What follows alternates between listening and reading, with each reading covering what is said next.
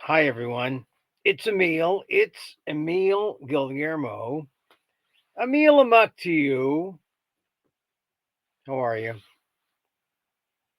I skipped yesterday. I was recorded. You can go back to the archive or go to patreon.com/ Emil Amok, EMILAMOK, and see the program there.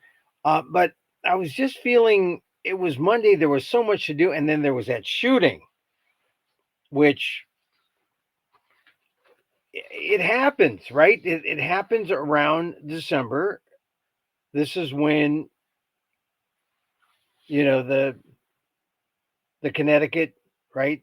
The Sandy Hill took place because I remember watching it on television during the holiday season, however many years ago that was, and just thinking, God, I remember thinking at the time that when when people see that these kids have been killed and murdered in cold blood, then we'd have a we'd come to our senses and we do the right thing when it comes to guns and gun control and school safety and all that. That this would be the end because we had a number of school shootings, but they were high school, they were different different grades. They weren't like it wasn't an elementary school. And then of course since then we've had Uvalde, just it's just and we've had other high schools. This is America. We don't learn. We love our guns too much. We can't live without them, and we just don't care. So I've been holding out hope that maybe we would do something in terms of the control of guns and safety, so that we wouldn't have these stories. We've seen too many stories. You go to my all the columns I've written over the years over at the ALDEF blog, the Asian American Legal Defense and Education Fund. Shootings, not just school shootings, but just shootings, mass shootings. It always hurts a little bit more when it's a school shooting. I remember when I first started doing my columns in the first column I did for a Filipino publication back in 1991. I joked about, oh, well, someday, we're going to have to bring Barney backpacks, bulletproof Barney backpacks to protect ourselves. Well, how many years ago was that? I think I wrote that column in the early 90s. And now we're talking about a generation later, and Barney backpacks or bulletproof backpacks for students is a thing. I mean, it's not just some kind of weird, imaginative, frightful idea. They exist.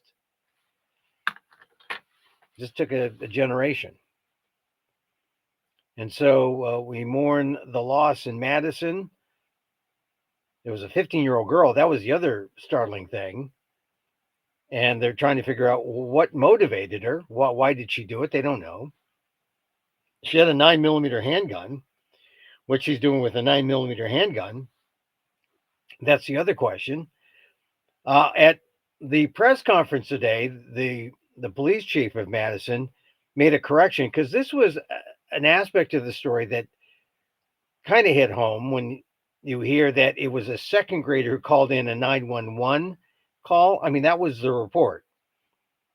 The report said, "Oh, a second grader, they're in there." I mean, because it was a K through 12 private school and a private Christian school, known as a school for people who may not have fit in the regular, school settings.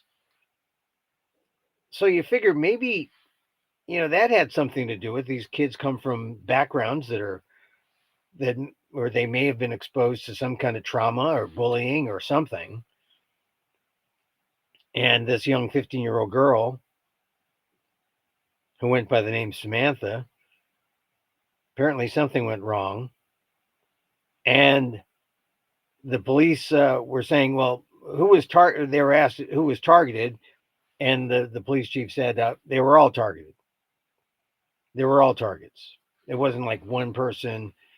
I mean, a teacher and a student are dead in addition to the shooter, and then of course you have those who are fighting for their lives in the hospital from or in critical condition.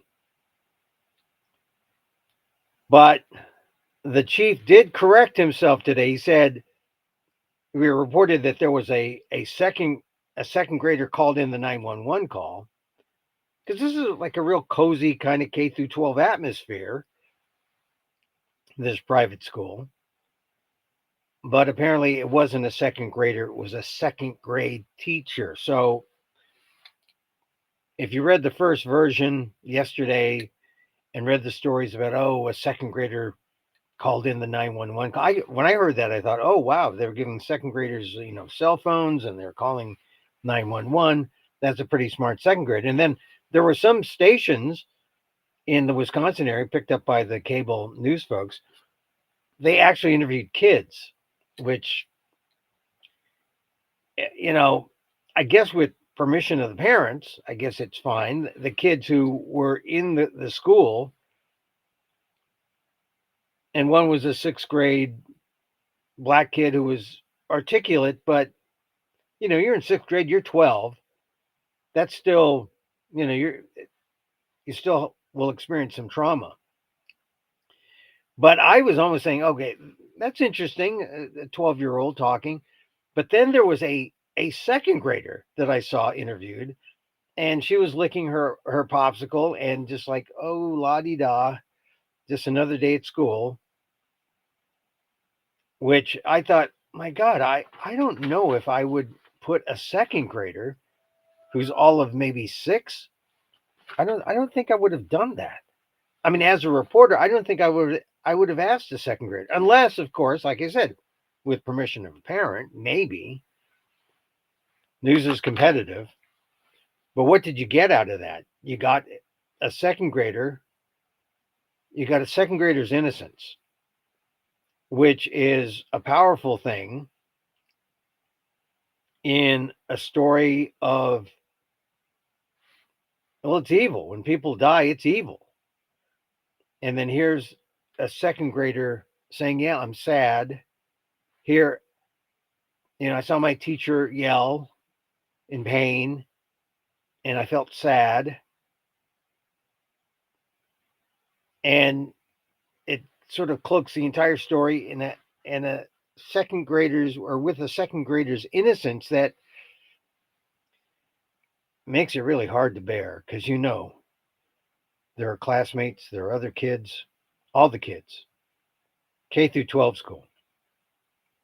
Anyway, they've released identities, but no pictures. They're still investigating, still trying to find the motivation. That's Madison. I thought it should have been. I thought Sandy Hill would have ended this. That Sandy Hill would have been, that was it. Or excuse me, I say Sandy Hill, Sandy Hook. I thought Sandy Hook would have made this. Never again would we see young kids exposed to this sort of thing, but not the case. Still with us. And unfortunately, with Uvalde and the other school shootings, we've had 83. I mean, CNN has counted 83 since they started counting. I don't know if that's some criminologists are trying to say, well, 83, considering all of the schools and all of America, it's a small number. Well, yeah, but when one school shooting is too many, 83 is 83x. That's really inconceivable. Well, we can conceive it. It's happened. We can see it. 2024, 83 school shootings. It's just unbelievable that we have allowed the gun folks to assure that we can't stop this. We cannot stop this. No matter what you do in terms of gun control, the gun control freaks would say, oh, no, that doesn't work. And of course, it doesn't work because you have things like ghost guns, which is what Luigi Mangione used in New York, not a school, but the cases are connected, especially when they find out what that 15-year-old in Madison was, what made her go off, what made her go to the gun. Because that really is the problem. When you go to the gun, that's it. I mean, what else is there, right? You're going to the gun for a reason because you can't resolve something. You can't adequately deal with a matter that is, you have no answers for. Does she have a mental health problem? Who knows? We don't know. So, and I knew that when it happened that I'd want to come on and talk about it a little bit, but really we've talked about it before. And the fact is, there really is nothing more to say. We failed. We failed our students. We failed America. Because this is what happens when you have the kind of gun laws that exist, when guns proliferate. This is we're dealing with it. And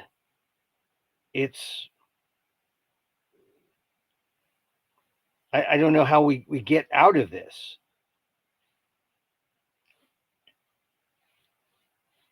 It would be great to say, oh, maybe now, but we had the maybe now, if only that now. We had that with Sandy Hook. And now we don't have that.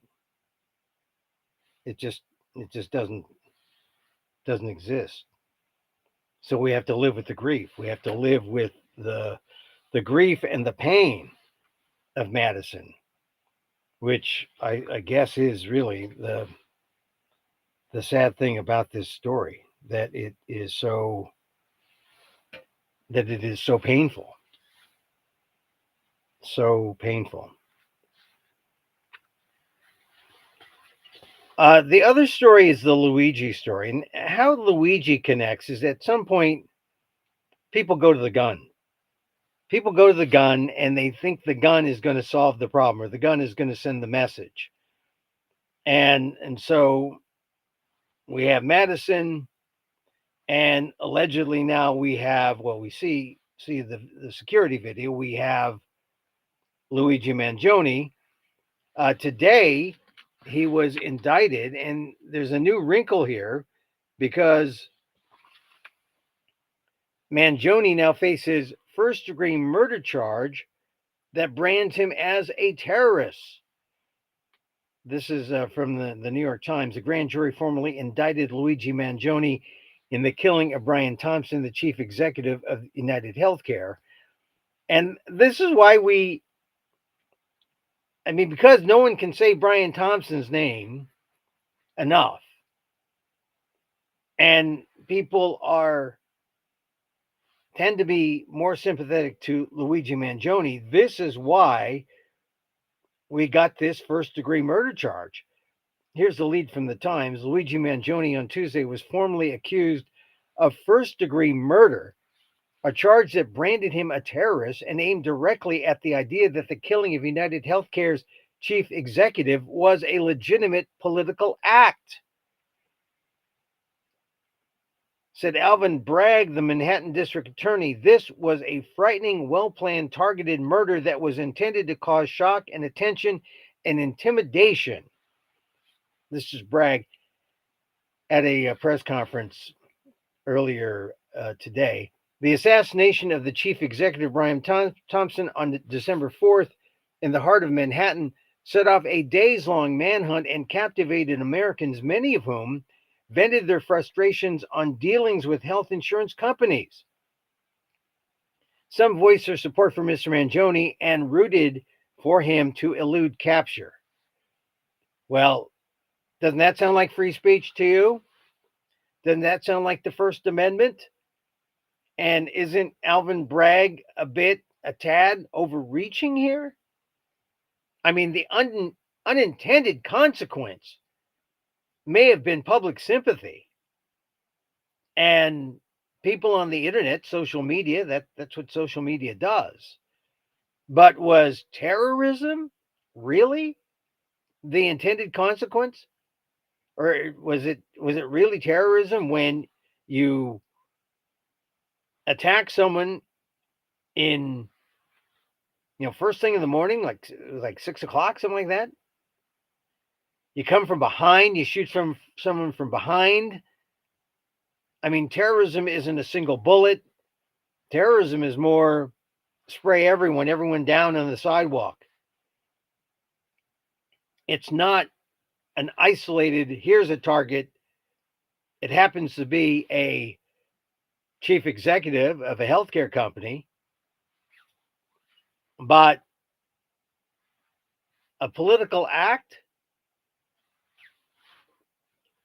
The prosecutors are going to argue, but the defense and Luigi Mangione, even though he was in Pennsylvania, is still semi-fighting extradition. He's going to have a hearing later on this week, and he's probably going to head off to New York because he's hired a big time New York criminal attorney. But the Times calls it the assassination of the chief executive, Brian Thompson. And that's what makes it political there, if you use the term assassination.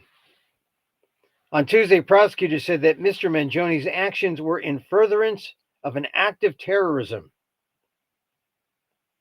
According to prosecutors, they were intended to intimidate or coerce a civilian population and to affect the conduct of a unit of government by murder. So they're going to have to prove in court. It does strengthen everything. Mind you, this was a grand jury coming up and approving this indictment. And we'll see if in a jury, and there's a court of his peers, if they buy it, murder in the first degree because of terrorism. He was facing 2 counts of second-degree murder and weapons charges in New York. But now here's this murder one with this terrorism enhancement.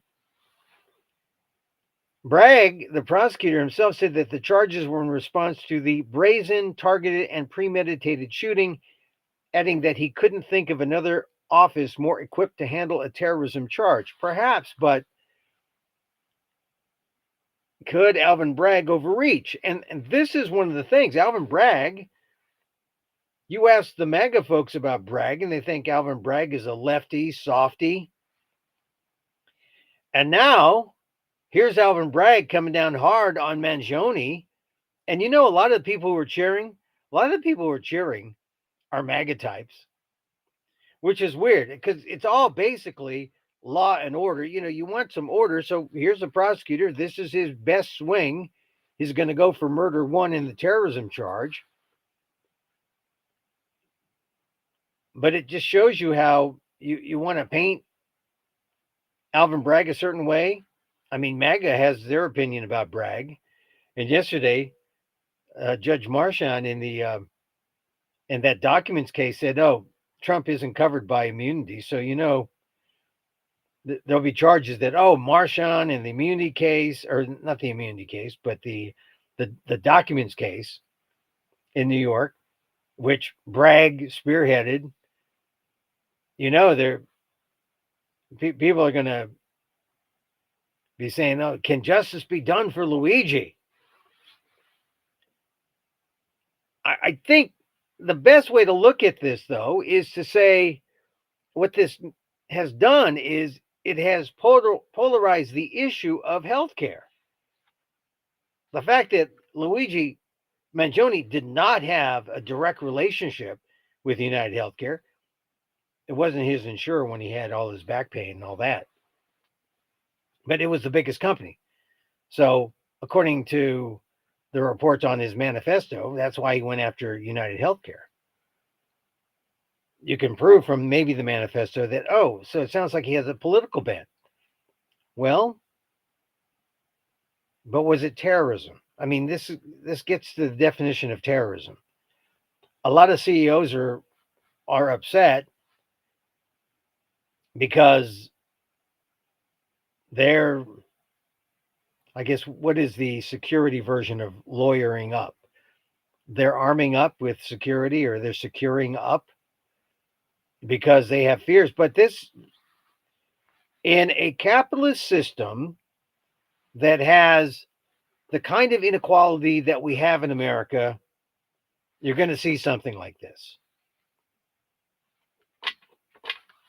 So I think if the CEOs wanted to get a better reception, they would talk about some real reforms to corporate greed, to the way healthcare is run, the way insurance is run, healthcare insurance in particular,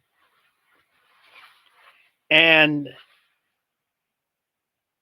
they should do a better job in terms of communicating to their customers why certain things are rejected, why certain things don't fly. I mean, I've told the story about my I got some implants, and I was surprised. The dental folks won't cover them because they say that an implant, having a back molar, is considered cosmetic. A back molar that no one sees, that's considered cosmetic. My point is, hey, this is a necessity. Back molar, I can't chew, I can't eat. This is a necessity, a medical necessity. Nutrition. Oh, no. That's cosmetic, Emil. So I have my beef about healthcare. I used to have United Healthcare too. And generally they've been good. But the way insurance works, whenever anyone gets sick, I mean, insurance companies love it when you give them money and they don't pay out a dime because everyone's well and everyone is healthy. They like that because you just give them money and they just take the money and they put it in their big pool, and then they do something else with that money, like invest it or loan it out and make money on your money. And it's great. You're not sick, you're healthy. They take your money, they make profits off it. It's a good business for them. A bad business for you, but they convince you that, hey, you need this insurance. Insurance is important. You need insurance. We insured you. If something had happened, we would have been there. Oh yeah, thanks a lot. Thanks a lot. Yeah, if something had happened, you'd be there. Yeah, thanks. That's how it works. In the meantime, you're paying the big premium, you're paying the deductible, and even when you can use it, right? They'll say, hey, you're covered for that. Oh, you got $1,000 deductible this year. You got to use it all up first, and then we pay. Oh wow, you don't pay on the first dollar. Oh no, you got to use up $1,000. You pay $1,000 in first. Yeah, thanks. I mean, you see, this people hate insurance. People don't like insurance. I get it. People don't like insurance because it doesn't make sense to them unless they die. Then it makes sense. And then, oh, my heirs get, all this the tax free. Oh, great. They get all this money. I'm dead, but they get it all tax free. Yeah, okay. Great. Just great. And that's why people hate insurance. They don't have to kill CEOs, though. But what you're seeing in social media is people expressing their thoughts about how, that maybe it's almost like, Bonnie and Clyde, when they were getting away from robbing the banks and people were cheering on Bonnie and Clyde. Oh, let him go free. And my line is that Luigi would have been free if he just plucked his damn eyebrows.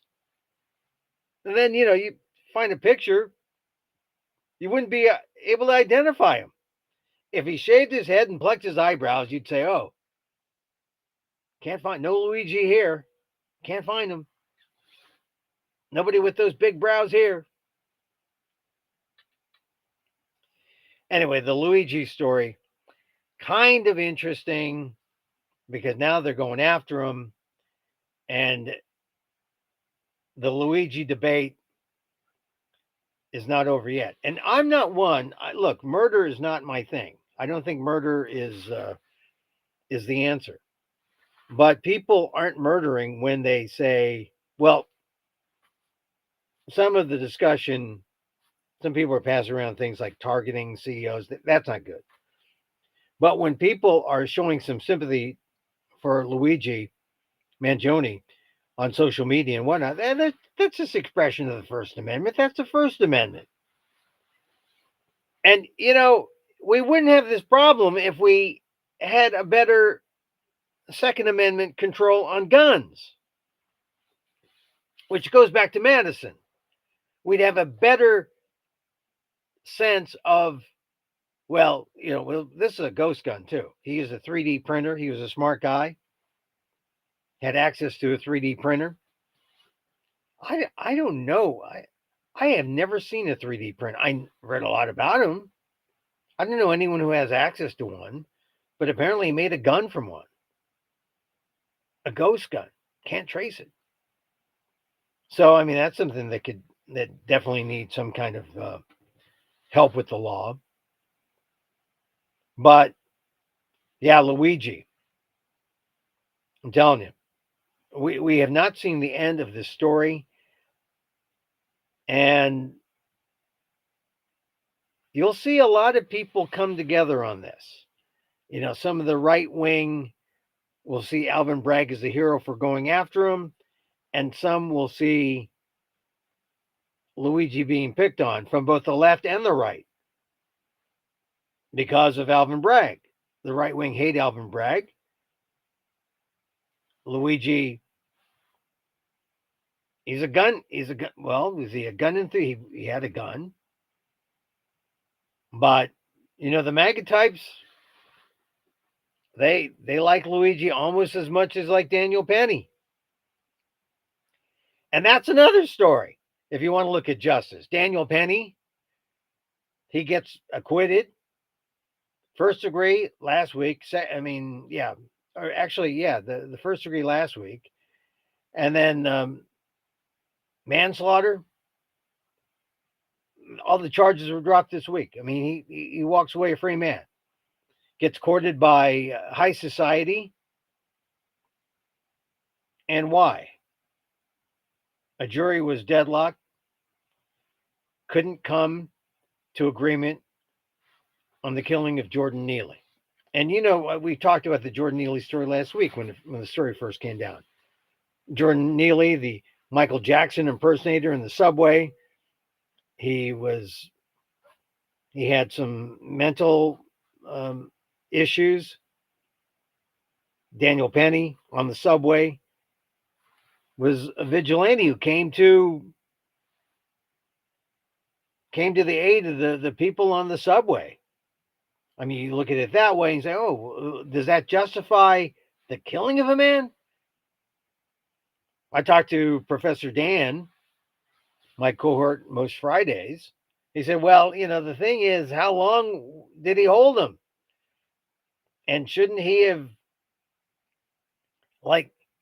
let up once Jordan Neely was subdued? I mean, if you don't get him for,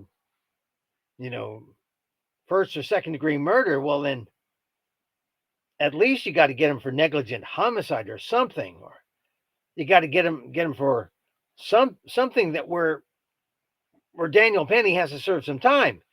Instead, he's serving time in the suites and fancy places, holding drinks up with Republicans who see him as a kind of hero.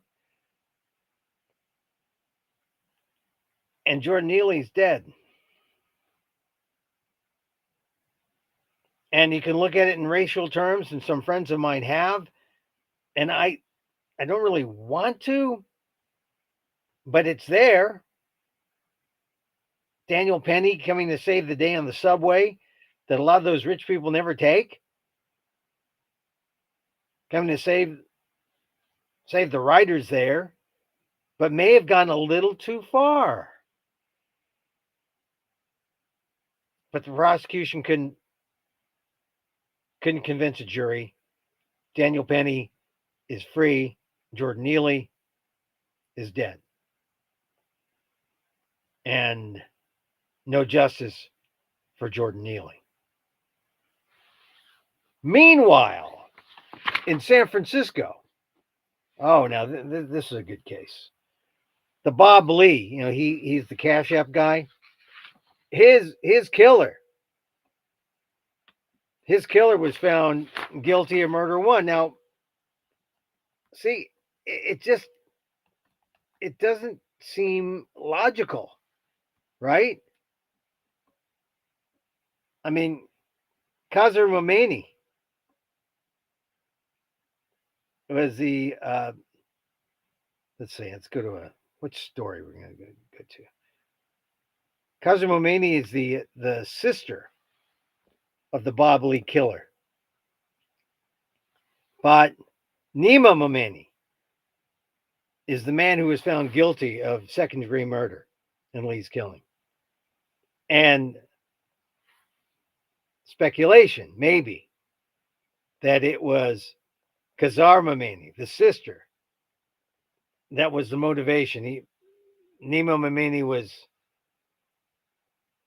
maybe avenging something for his sister.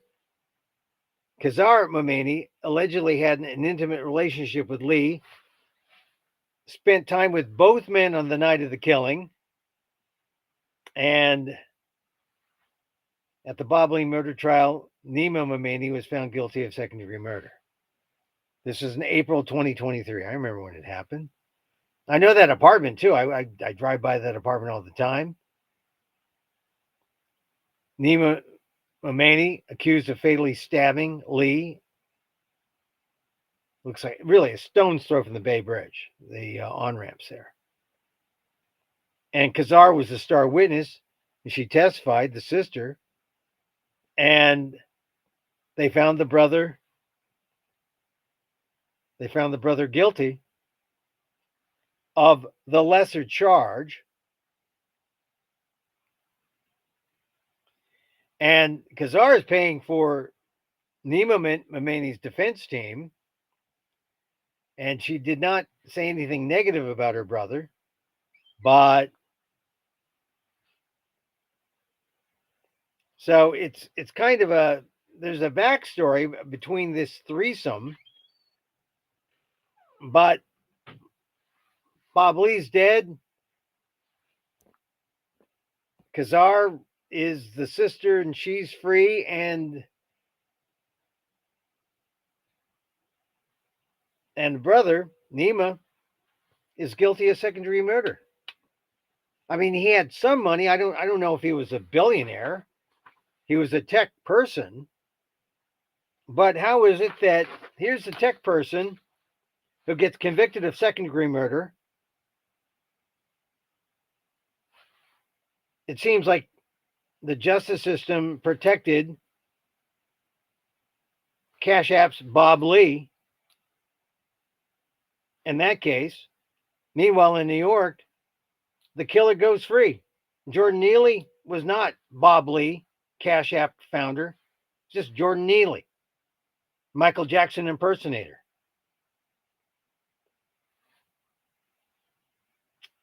And Daniel Penny, acquitted, all charges, even negligent homicide. Hard to find justice. Hard to find justice in America. It just is. Some other stories that I noticed, this is the thing about the law. You'll find these stories, innocent people who've been in jail, It's crazy, right?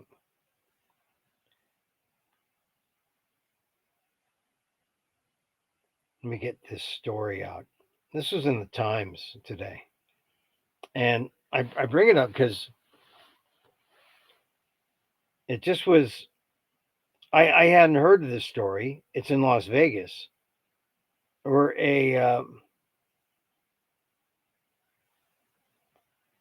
wow, they've got to verify my pins and do all sorts of things to get to the story. So, yeah, I hadn't heard of this story. Oh, now it doesn't want to give it to me. Oh well, how am I gonna get? How am I gonna read it to all the people here? Oh well, not from this phone. Sorry, folks. But this is a good one. You'll like this story.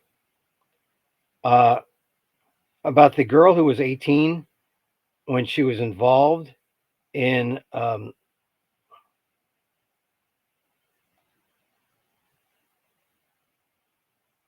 okay. Oh, I have to. Sorry about this. She was 18 and she was sexually assaulted, and uh,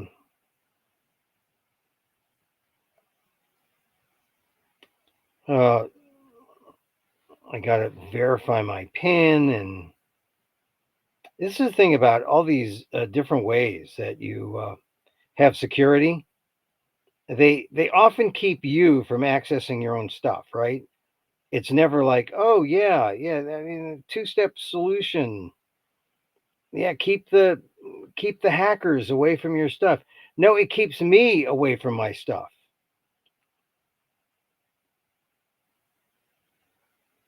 Okay, so where is it here? Oh, it's not. I'm not even the right one.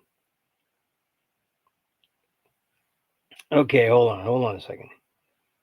I'm going to find the story. And you say, Emil, is it worth the story? Yes, it's worth the story because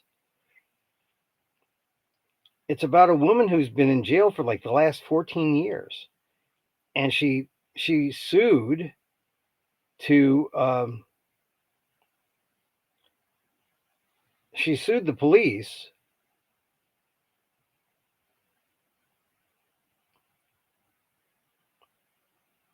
Oh, now I got to find it. Hold on a second.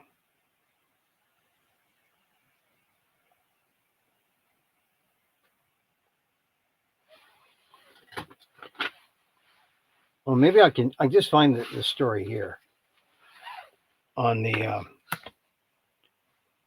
app.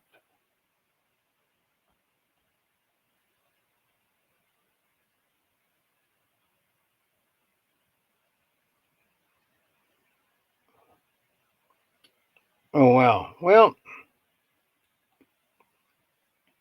I'm trying to see if it has to do with the Las Vegas police trying to frame an 18-year-old. And then anyway, it's in the New York Times. I won't spend any more time. But she fought it. She's now this happened like something like 2003, something like that. Here it is, 2024. She spent most of the last 20 years in jail, and she's walking free now.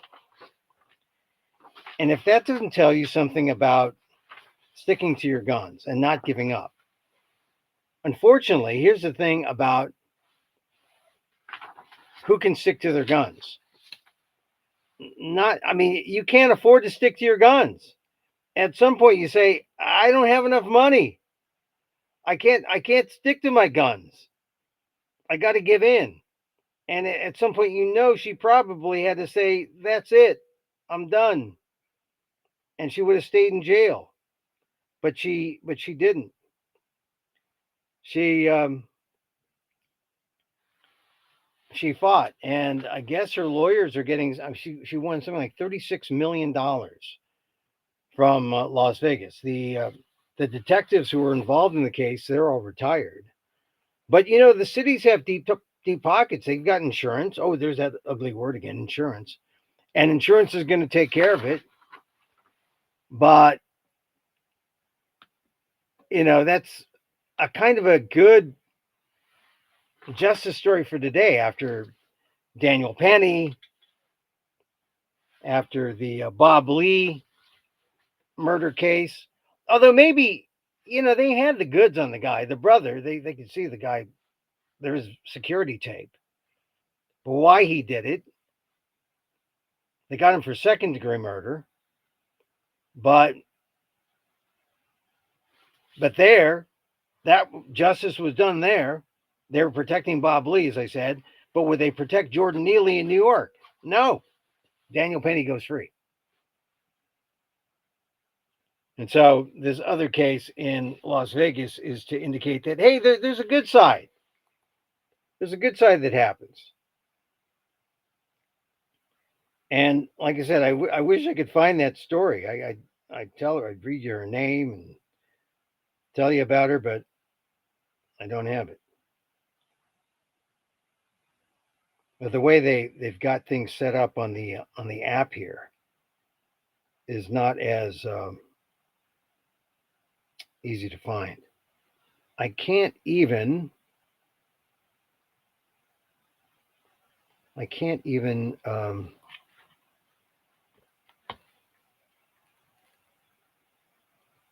let's see, I can't even search for it.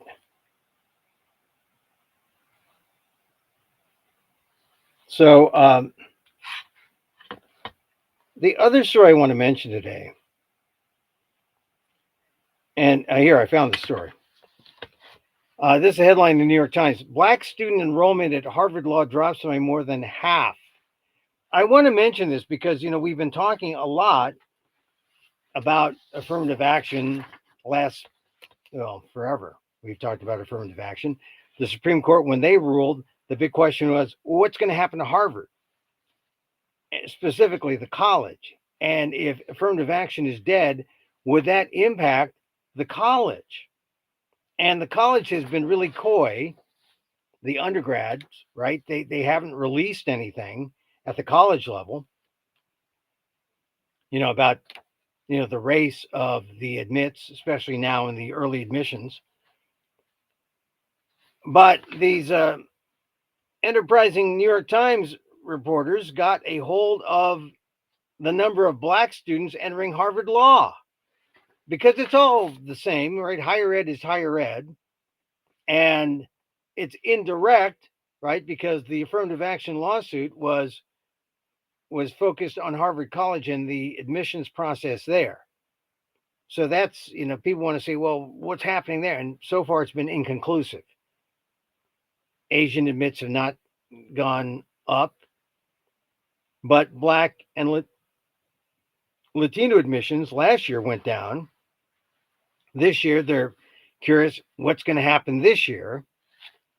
So Harvard was coy about releasing the undergrad admissions, but Harvard Law School, I mean, higher ed is higher ed. The number of black students entering Harvard Law School dropped sharply this fall after last year's Supreme Court decision banning affirmative action in college admissions, according to enrollment data released on Monday.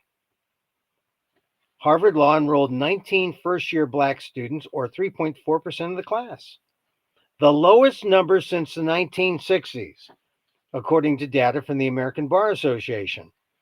Last year's law school first-year class had 43 black students. It all sounds like a small number, right? 43, 19 in the first-year class this year versus 43 last year, but it's all significant if it comes because of, or in the aftermath of, the affirmative action ruling by the Supreme Court. It says, while changes in data calculation might explain some year-to-year changes, the decline at Harvard was much sharper than at other elite law schools. It was notable not only for its severity, but also because of the school's past role in educating some of the nation's best-known black lawyers, including former President Barack Obama, the former First Lady Michelle Obama, Justice Ketanji Brown Jackson, and former Massachusetts Governor Deval Patrick.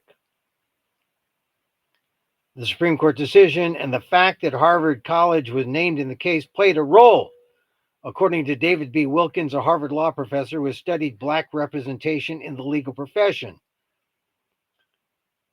This obviously has a lot to do with the chilling effect created by that decision, he said. This is the lowest number of Blacks entering first-year students since 1965, pointing to numbers compiled by the Center on the Legal Profession at Harvard, where he serves as faculty director. So it's a big deal. I mean, we shouldn't have thought that, oh, it's just Harvard, and Harvard's the only place that's going to be affected. It's going to affect every college and every grad school, professional school level place. And here we see how it affects Harvard law. Now, of course, there are other people who say that it doesn't have to do with the Supreme Court.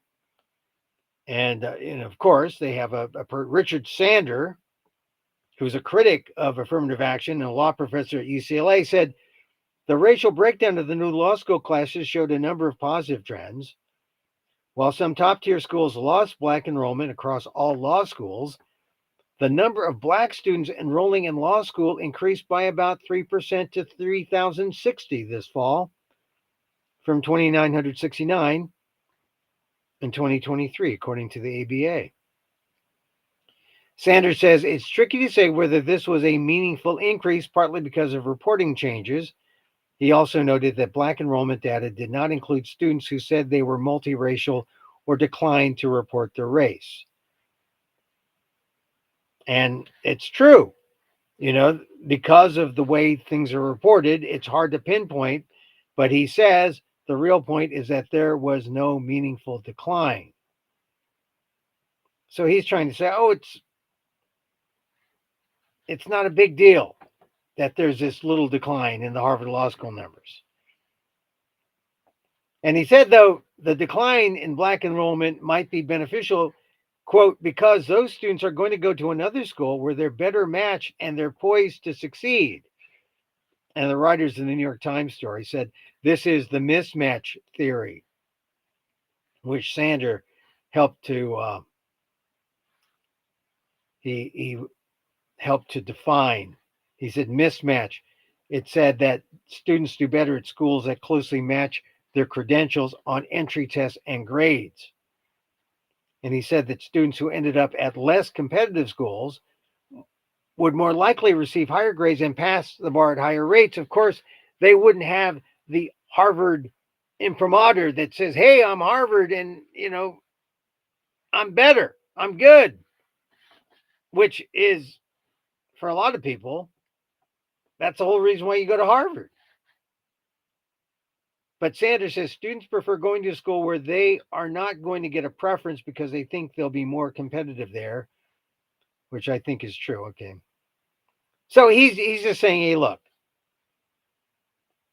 kids or students are better off going to a place where they're more suited. I say affirmative action was intended to change both, not just change the student and make the student more like the institution he wants to go to, he or she wants to go to, but also change the institution that was racist and did not reach out to divergent communities and students from diverse backgrounds. So there's a change in things. You have a different community that comes out of affirmative action that's affirmative for both parties, the school, the student. It's a new institution. That was the point. The point wasn't to match, let's find the asshole among Blacks and Latinos and Asians and put him among the assholes who are white in the assholic school because they fit. That wasn't the point. The point was it was to change both the student, bring him or her up from some background where there were no opportunities to a place where had no clue that this person existed. And so, as I said, both sides changed. It wasn't just like a one-sided thing. Affirmative action is a two-way street. Goes back to what my friend said about this whole Harvard lawsuit that brought on the SCOTUS, the Supreme Court decision. My friend said, "Oh, if Harvard had just settled with the Asian students who were suing, then it wouldn't be seen as, the decision wouldn't have been considered a precedent that all schools would follow, and affirmative action would not have been dead. It would have been changed and different at Harvard, but now it's kind of a precedent-setting case at Harvard." And that really is the issue for affirmative action now. And why you're seeing DEI die all over, because people think, oh, with that Supreme Court ruling, we don't have to do anything to show anything about diversity. That's woke. And it's all part of this anti-woke thing. And it doesn't help that a lot of big donors, like that, they're fine with that. A lot of the big donors who are on the Harvard board, they're plenty fine with that. And it doesn't hurt that Donald Trump, Mr. Anti-Woke himself, is the president-elect. And that's where we are with affirmative action.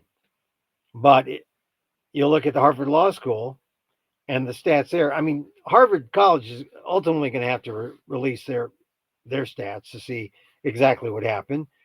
And I would say there's a good chance Black and Latino enrollment are down and white and Asian enrollments are up. They have the early decision numbers. Maybe that'll come out. Maybe they're waiting for the regular decision folks to get their results. And that would be probably in March or April, I believe, right? So we haven't really solved any problems on affirmative action or diversity. In fact, we've just succeeded in moving us all backwards.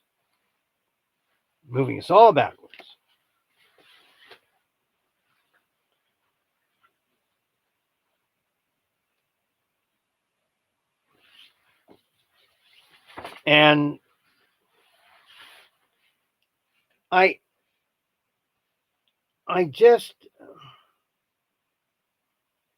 feel sorry for people who are applying to colleges now, because there's supposedly there's what they call the Roberts loophole that allows you to mention your race in essays, but really no one knows. There's nothing uniform. Everyone's scared to consider race because of that Supreme Court decision. And I think it's changed. It changed, how you pick a school. You don't want to get rejected. You want to try, but you don't know if, how good your chances are. How good your chances are will depend on the things that we thought we'd gotten rid of. Test scores, we thought we'd gotten rid of them in places like Harvard. No, they're back. Grades, they've been trying to get rid of grades for a long time. Back in the 70s, people were going to pass fail, going to just essays only, going on just the personalities. And of course that upsets people, because people say, oh, personalities, no, that doesn't tell anyone how smart you are. That's no predictor of college success. Well, I'll tell you what is a predictor of college success, and that is what kind of support you get from the college. I mean, if you get support from a college, there's a good chance that you will have college success. But I remember when I went there, oh my God, it was like they didn't even know I was a student. I was just sort of like there. Oh, you're a student here? Oh, yeah. Every time we think we've gotten things, we're going better. We're getting better. No, we're not getting better. Not getting better. Not getting better. I'll tell you who's getting better. The Temptations. Did you see the Temptations the other day? Yes, yesterday was. They were on. They were on the Today Show. It's the 60th year for My Girl. The song My Girl. My Girl. What? My Girl was. It's a song, right? It's a universal anthem, and only one original member. He's 83 now. Otis Williams, I think. Yeah, Otis Williams, 83. And now there were some fantastic voices that came out of the Temptations, like David Ruffin, Eddie Kendrick. I just came up with that name. I mean, I was did him, but those two had singles. David Ruffin, he had some singles, but they were better as a team, I think. Well, Eddie Kendrick, he had that sound, he had that high sounding, the alto, so he was distinctive. But with the Temptations, it was the whole package. It was like the singing and the harmonizing and the dancing behind. They they were better than the Pips. You know that. I mean, and we're talking. These aren't boy bands. These are men's. There's some men singing groups. There's some bad dudes here. I mean, they're men dancing in the background. I remember going to junior high school. Man, the Temptations. They were. Everyone wanted to dance like the Temptations. Everyone wanted to sing like the Temptations. So 60 years of My Girl this year. I think it was that was why they appeared on the Today Show. But they're on some 60-year tour of My Girl. And My Girl is that song where it's not just your girl, but it's it's mothers, daughters, sisters. Everyone can be a My Girl. Everyone can be a My Girl. All right, so we're going to get out of here. Hey, thanks for joining me. Sorry about that case. There's a case in Las Vegas, and a young woman was 18 when she was framed by the Las Vegas police detectives. She sued for 36 million. She was awarded 36 million by a jury. She's very happy, and that's one case where you can say, "God, the law got it right." The justice system got it right. Of course, probably the city's going to appeal.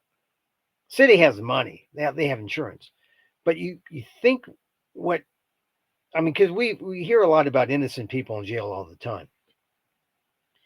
But it's rarely a youngish white woman who was a victim of rape, and she thought that's what the police were going up to her to ask about.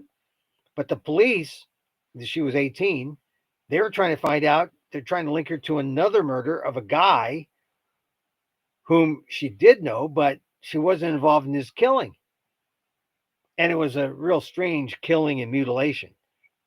They framed her, they got her, they convicted her. She spent something like 18 years in jail, prison. I mean, it's a hard time. Now she's got 36 million. I hope she's, that kind of the terrible things you see in prison won't be easy to outlive, forget, but system got it right. System got it right. All right, that's it. Hey, check me out on patreon.com/Emil Amok. Also on YouTube at Emil Amok1.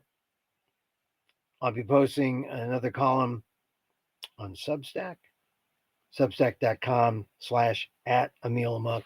Hey, thank you for watching, listening.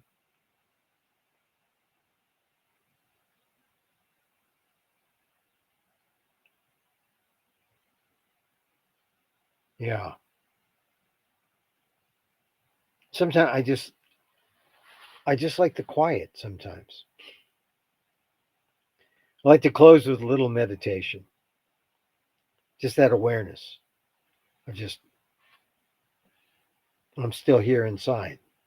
It's still quiet. We end with a little loving kindness. Sharon Salzberg, right? She's the one who came up with the definition. She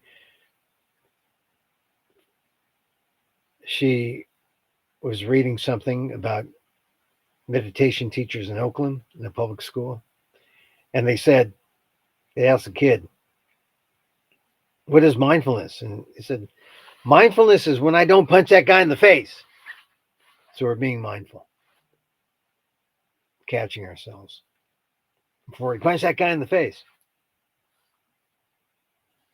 And so, as I wish for me, I wish for you. May you be safe. May you be happy. May you be healthy. And may you live with ease. Emil Guillermo here. Till next time. Mahal Gita.